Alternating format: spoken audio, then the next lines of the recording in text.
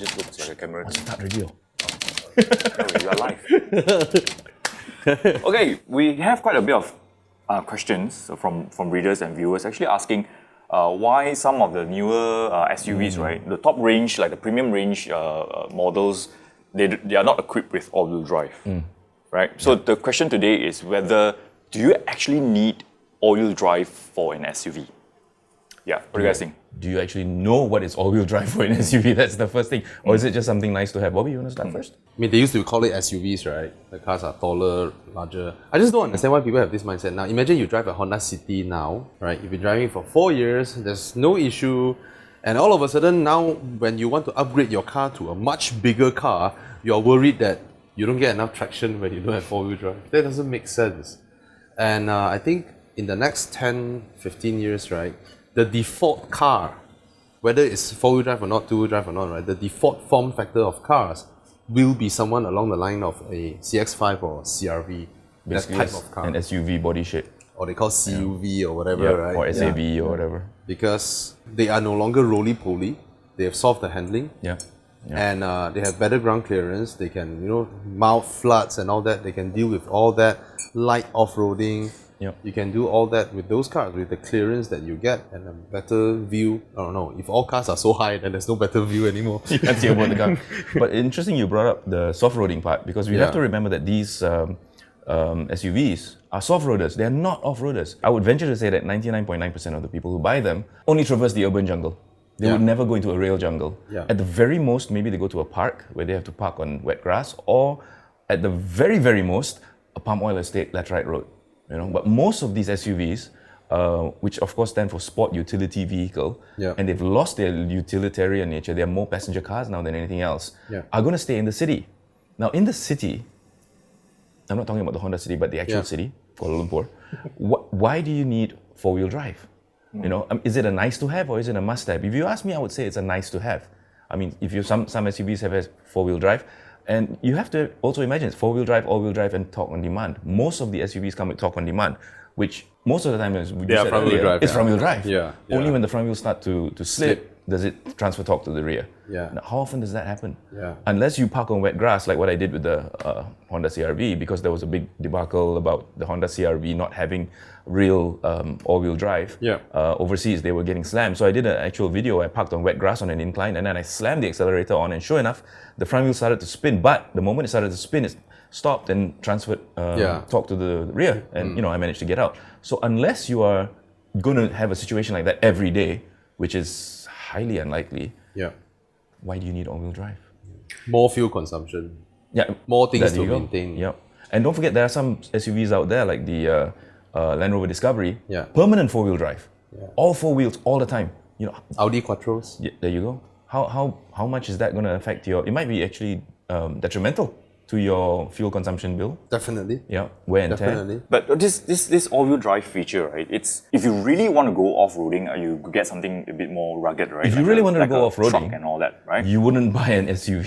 So SUV is actually an urban vehicle. You go around town and all that. You go to the park sometimes. You probably go to a beach. But of course, you don't drive onto the beach. But somewhere near, somewhere sandy, it's gonna be helpful. So it is more like a safety feature more than a need. Well, all the things you just mentioned are the things that you can actually do with a passenger car with two-wheel drive.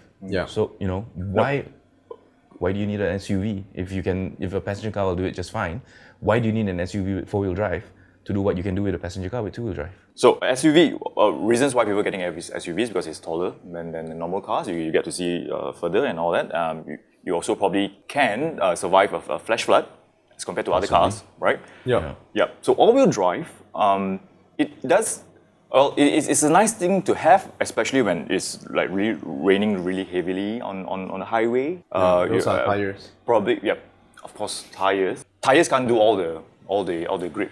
But traction is available when your car is heavy, presses the tire down, and then you get traction. But four-wheel drive helps you when certain wheels lose grip on different surfaces where they just can't do their work. Then it will transfer to the other wheels to push it.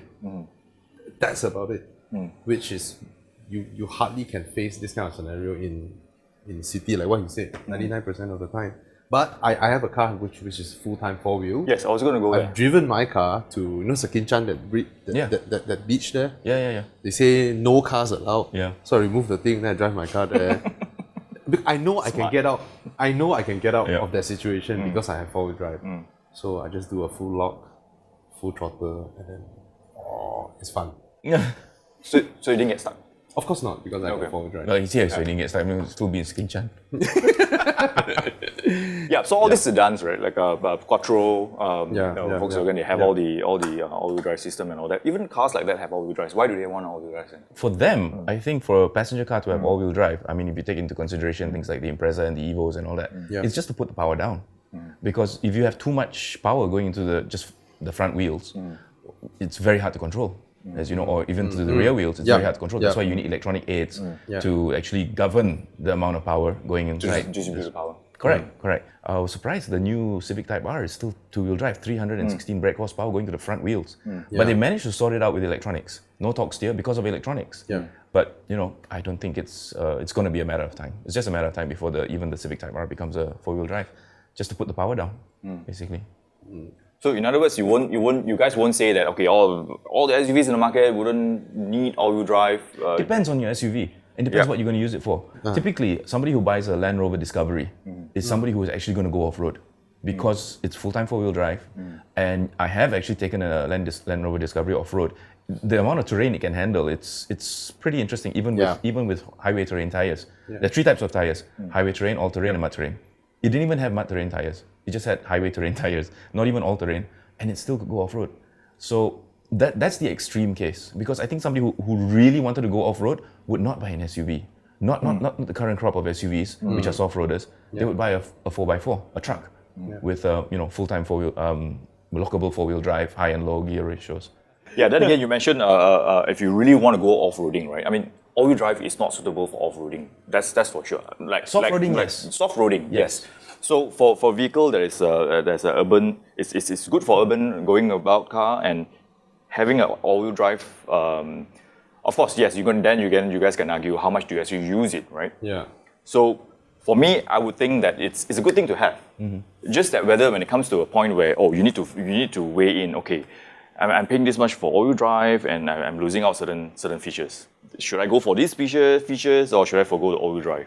You're talking about one particular kind. Yeah. I think there was a big issue about that. Why is the top of the range two-wheel drive when the one step below is all-wheel drive, but with lesser bells and whistles, for want of a better word, whereas the top of the range has full bells and whistles but only two-wheel drive.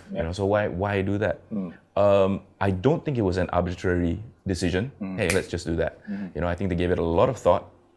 Why they would do something like that, and I think they found out the same thing that we've just been discussing for the last 5 minutes.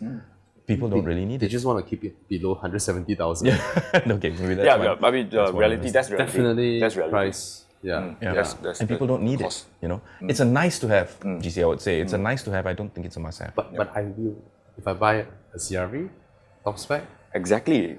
I was trying hard not to mention the name, but go ahead. I would want it to have four-wheel drive, just so that one day I might want to go back to Sakinchan. without your, so it's not because okay, it's not because for daily use. I know daily use it won't help me in any way.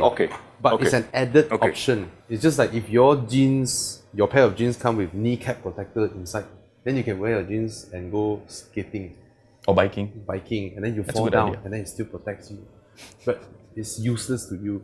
How do I even come up with that? I don't know, man. I don't know what you ate before you came over, but I want some. Yeah.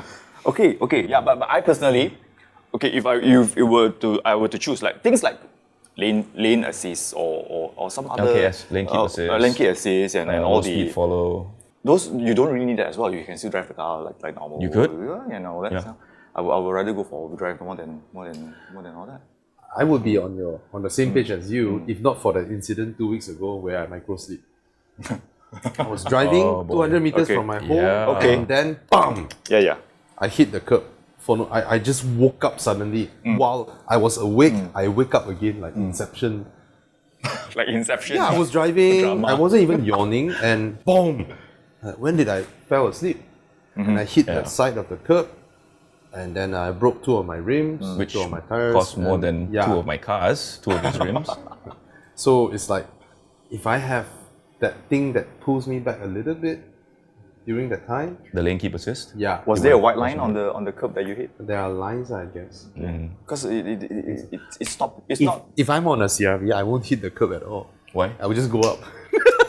See, problem solved. Delinquent. Or no problem at all. Real delinquent. Right? Yeah. There's also a feature where it tells you, it warns you if you're feeling sleepy at the wheel. I think that's a really good feature. But I wasn't even, the thing is, I wasn't even sleeping. I was driving like that. I wasn't even you just- yawning or whatever. I you just woke up suddenly- again and when after you I hit. hit. Yeah. Wow, that's dangerous. That was like split second. Some say it's the age. No, well, Bobby's younger than me, so And then thankfully then I realized it's called never micro happened. sleep. Yeah, it's called a micro sleep. Scary, It happens. yeah. It is. It It is is. scary. It is very scary.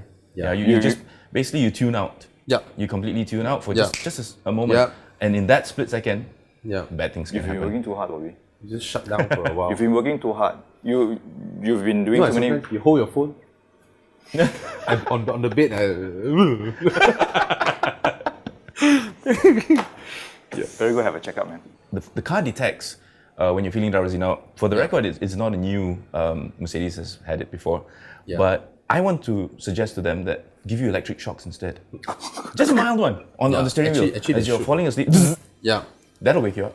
That will kick your adrenaline. That will- yeah, then that'll you wake you up. Or when they detect that, right, they jab the brakes for a while. Oh, but no, that one you've got car. No, cannot. You've got car behind you. bang Or you have a Oh, kid in the car out. No, electric shocks, man. Electric Little the pinpoint metal pieces on the steering wheel that just. I don't think that car will sell. I wouldn't want it. I would disconnect it. How do you control the electric flow? Depends how fast you're going. Yeah. The faster you go, the more the shock. Yeah. The faster you're going as you're falling asleep, So how about you're driving, you're really sleepy, and then you go into... your muscles can't move, right? They just go like... Spasm. Yeah.